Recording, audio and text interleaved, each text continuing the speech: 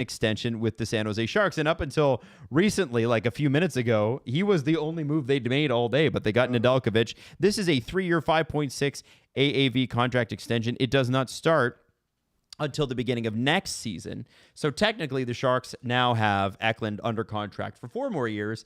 And that's an interesting bridge deal because now they got to start to think about, well, what are we going to pay Celebrini? What are we going to pay Will Smith?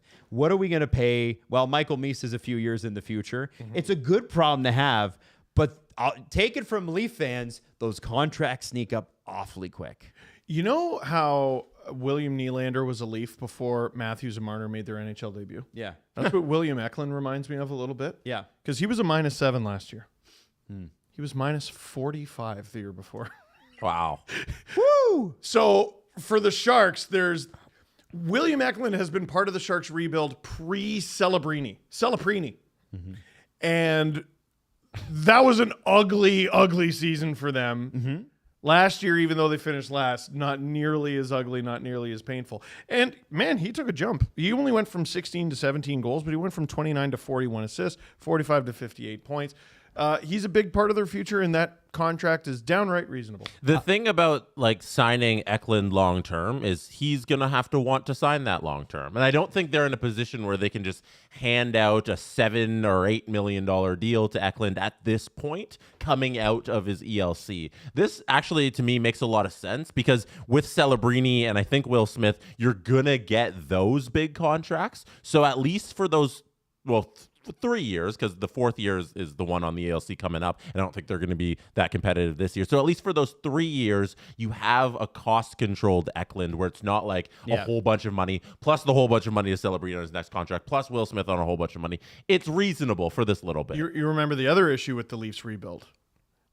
A lot of contracts coming up at the same time. Yes, this delays things. This staggers those contracts. Yes, like generally, I don't love a short-term deal for a player this good and this young, but yeah, you might have to do it in some way. You got bigger fish to fry. Matthews and Marner in the same year. No, Matthews. It was Matthews and Marner in the same year, and Nylander the year before. The year before, and then signed the next deals came up. Matthews and Willie the same year, and then Marner this year. But who's to say that the Leafs had bad planning?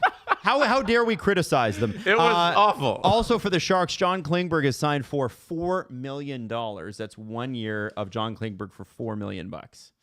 Oh, I guess it doesn't matter. Klingberg is spelled the number 2 ND ROUNDPICK. The Sharks need people to play for them. With Logan Couture's contract not on LTIR, they're still $9 million under the cap floor. If I'm reading everything correctly. That's bonkers, dude. That's bonkers. Do they have pending RFA still? They have one, two. I'm not that familiar with Jack Thompson. I don't know what kind of deal he's going to command. He ain't going to get him to the floor. Is he going to command $12 million? Well, they call him Big Money Jack for... He scored against the Leafs.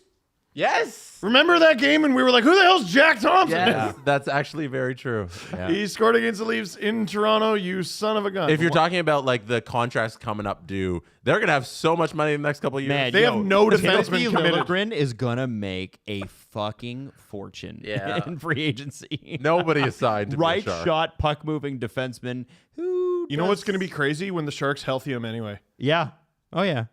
But he's going to make a lot. And you know what? It's probably going to be in L.A. with our good friend Ken Holland, who made some unbelievable Before you do that, what are your predictions on how the Sharks get to the floor? We're gonna get $9 million. They're going to take advantage of... Show the roster and let's find a David Kampf-sized hole. I think they're going to take advantage of teams like Florida. The Leafs probably would love to move on from David Kampf, and we have always heard Calle Yarncroke ideally as well, although I wonder who would play that position if they didn't get it. That's only 4. Evan Rodriguez is a name that I think is interesting for Florida. That's 7. None of those guys are expensive enough. Yeah. And what about and the other name that might float out there for Florida is Carter Verhaeghe. What happens to him? Like Florida can't afford all of these guys. He has a no move clause. Okay, so he wouldn't want to. We've been looking for a Philip Grubauer landing spot. Oh. I think this is the team that's going to help Dallas get under the cap, like in order to sign their guys, and they might be like. You think Tyler Seguin waves to go to San Jose? Whoa. Sagan? Now, not that this is an issue. 9.85. Not that any player ever